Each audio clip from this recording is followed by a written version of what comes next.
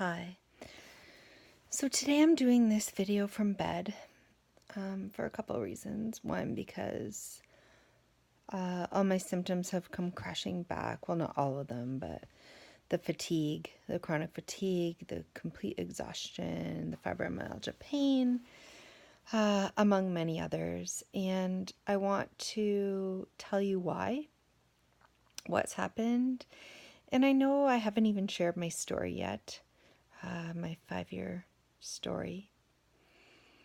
And maybe I will soon. Of course, I was waiting until I was fully healed to share that story. I think, like many of us, we don't feel like we can hold our heads up high enough with our stories if we're only partly healed or we're mid-journey. Because who wants to listen to somebody who isn't all the way better? And it's really not a success. It's not something that anyone can relate to until, everybody wants a comeback story. Everybody wants the final result. They want the happy ending. So I was waiting until I was there. So I just want to, you'll probably notice from my last video, I was in Florida and I was there for 12 days. And I track my symptoms every day, 3 times a day. And I've been doing that for 3.5 years. So the best time symptom-wise that I've ever had and the most healed I've ever felt for a running 10-day total of all my scores was when I was in Florida this time. And it was followed by, now that I have all this data, I can see clearly some patterns. It was followed by last year at the exact same time when I was in Florida again for a vacation walking on the beach. And those aren't the only vacations I've done. I've done many other ones and it didn't happen then. And my third best time was this year in probably December when I just felt the best. I was doing a homeopathic detox and all these 3 times I felt like I was almost there. Things were really taking shape. So when I came home, in the car, of course, you have terrible sleep. We drove 22 hours and stayed at a crappy hotel with, not the things that I'm used to. Terrible smells, cleaning products, different things. So you get home, you're already depleted. And of course, I came home to snow because I live in Canada. So now I'm back in the snowy cold. And I want to say that looking over back on my history and all my data and all the data, every time that I have had an extended period in the sun where I've been grounded to the earth, getting all, all the antioxidants and all the magnetic frequencies through the earth up into my feet barefooted, and when I have had extreme access to sunlight and my circadian biology, meaning I've sort of gotten the light when it's sunlight. I've been outside most of the day, 80% of the day, and then gone to bed at dark. So it's similar to camping, only I've been in condos those times. So these times are definitely the best. So I have taken hundreds of supplements, maybe thousands. And I can guarantee you with 100% full confidence to say that sun and grounding trumps all of them. But it has to be full sunshine. You have to be in a bathing suit. You have to have access to all those minerals from the sea. The light from the day, it like powers you. It does something to a person that completely powers them. It's like a cell phone. Imagine yourself and your charger is the sun. And you need to be plugged into the ground, into the dock, and you need to be getting that energy from the sun. And every time that you're indoors, every time that you're in a car, every time you're inside, it's like taking your cell phone out of the dock. It's like wearing down the battery. So for you to get fully charged, you need to be fully in the sun and fully on the ground. And I can guarantee you that that has significant power based on everything that I've been through. And like I said, when I started my illness, I had over 200 symptoms. I had a complete CSN breakdown, and I couldn't see, talk, walk, think, be alive. I had suicidal thoughts 24/7 for 2 years. I was in so much suffering, constant suffering, akin to being trapped in a concentration camp or being a prisoner of war. So I have come a long way, obviously, but it is safe to say that the huge benefit of being in the sun and being powered to the earth, that data is, and being, because when I do it here in the summer, it's not the same effect as when I'm down in Florida. And I think the closer that you get to the equator, the better. So equatorial sun, I think, is key. And the minerals from the salt water as opposed to the fresh water. I'm not saying it's not great. Wherever you can get your sun is great. But I'm just saying I am considering even moving because it's so powerful. Second, the thing that led to this crash was not only basically taking myself off my human charger, coming back to boots, indoors, no sun, snow.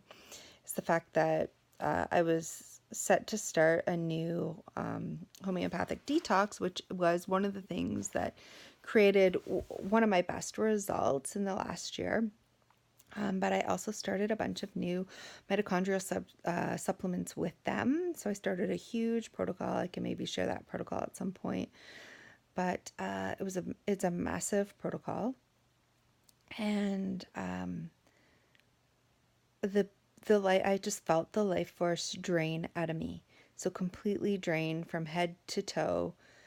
All the energy that I had just was like sucked out like a vortex. And I do believe that it's a combination of being off my human charger, the sun and the ground, as well as the starting of a detox and supplements. So every time I do this, every time I start a new protocol, whether it's a detox or whether it's a bunch of building supplements or mitochondrial supplements or vitamin or mineral or any, and I start a big protocol all at once, I crash. And that I think is very common. So every time I think it's not going to happen this time, I've made so much progress. I'm closer and closer, and sure enough, every time I crash. So please be careful of starting too many things at once, of starting heavy protocols, even by people that you trust. I trust my healing practitioner that I'm working with right now immensely, who had no idea and did not think that this was the reaction that would happen. Yeah, it does. I think it happens in my body. And, so I have to go slow with things. It's not a race, it's a marathon. I have to start one thing, wait, start another thing, wait. Do one protocol at one time, not try to layer on 2 or 3 protocols together. So I think that was the second factor. And the third factor, I'm sure, was that when you get all your energy back and you're feeling better and things are going really well, you push yourself, meaning you get back out into life, you walk further, you walk faster, you do more activities, you take on more. And from experience, I know that this also crashes a person. So you need to rest. You need to be on bed rest. Even when you're healed, I believe even when you're fully healed, you need to take an additional 6 months to rest, to fully rest and heal. Because I think it's the time when you're feeling well and you're resting is when the healing happens. So when you're sick and you're resting, your body's just recovering. Imagine like you having the worst flu or whatever, your body tells you like, I can't do anymore. That's how I feel right now. Like you need to lie down, and it forces you to do this. I'm not talking about that, because that is just your body trying to cope with what's going on and try to just even bring you to a level of health that you can then start to heal. I mean, when you're up walking around and when you're capable of doing things and your symptoms are settled, that is when you need to continue to rest and continue to rest. Like, put yourself on a rest protocol, because that is when the healing happens. When you have enough energy that you could go walking, when you have enough energy that you can engage in life and stay up or watch, a TV show or whatever it is that you want to do, when you feel like you have the energy to do that and you're feeling like, hey, I'm feeling pretty good today, I'm feeling normal, everything's okay, I can do these things, that is when you need to rest even more, because that's when your body has the opportunity then to take that excess energy that you have and use it to advance your healing. Because if you use it to do things, you're slowing your healing. So I believe that this crash is a combination of what I've now validated over the past 5 years with continuous tracking in numbers of symptoms 3 times a day, which is that the sun and being grounded to the earth are my most powerful times of anything. Even other times when I feel like, I have the least amount of stress, I have the most amount of rest. It's not that, it's being powered to the ground, to the earth, and by the sun. Number 2, don't start a bunch of protocols at once. If you're doing a building protocol, do it and start slowly. If you're doing a detox protocol, do it and start slowly. But never go in gangbusters, which is what I always do, and I always think I can handle it, and I always crash. And number 3, remember to be on a resting protocol. Put yourself in a rest protocol. Take it off your plate. Pretend you're at a healing center. Sit, meditate, rest, sleep, nap. Conserve your energy for what your body needs to be doing is healing yourself, getting well. And those are the 3, I think. Now that I'm looking at it objectively and from this point of view, lying down on complete bed rest because my body's actually forcing me to, is I can see where I've gone wrong. I can see clearly what happened. And so my first course of action is not to stop my protocol entirely, but to slow it down. My second thing is to rest. And I really have no way to get sun this time of year here, but anytime I do see the sun pop out, I'll just sit calmly and let the sun hit my face. So those are the 3 factors that I can do from where I am. But if I had access to going back to Florida or back to anywhere with equatorial sun, I think I could completely revive myself in less than a week. So anyways, I just wanted to share and be honest and tell you what I really believe are the keys and what I need to remind myself and take more seriously,